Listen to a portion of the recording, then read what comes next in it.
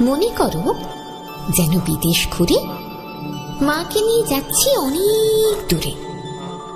তুমি যাচ্ছ পালকিতে মা চড়ে, দরজা দুটো একটুকু ফাঁক করে। আমি যাচ্ছি রাঙা ঘোড়ার পরে, টপ্প গিয়ে তোমার পাশে পাশে। রাস্তা থেকে ঘোড়ার ঘুরে ঘুরে রাঙা ধুলোয় মেয়ে ঘুরিয়ে আসে। সন্ধে হলো, সূর্য নামে পাতে।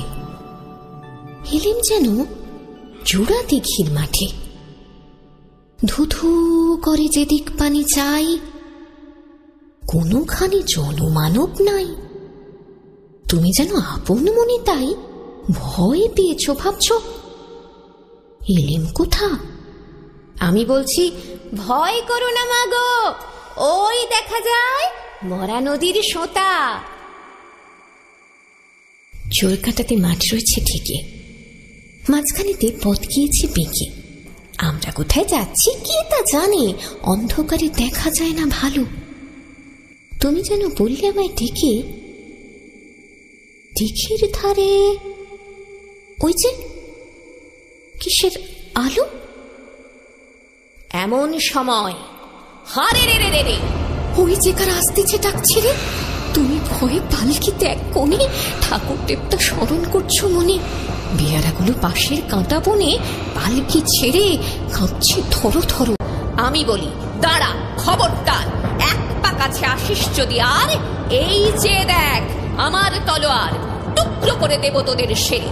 শুনে তারা লম্ফ দিয়ে উঠে চেঁচিয়ে উঠল, হারে রে রে রে। ছুটিয়ে ঘোড়া গেলেম তাদের মাঝে, ঢাল তলোয়ার ঝনঝনিয়ে বাজে। কি ভয়ানক লড়াই হলো মা, যে শুনে তোমার গায়ে দেবে কাঁটা। এত লোকের সঙ্গে লড়াই করে ভাবছ খোকা গেলই বুঝি মরে।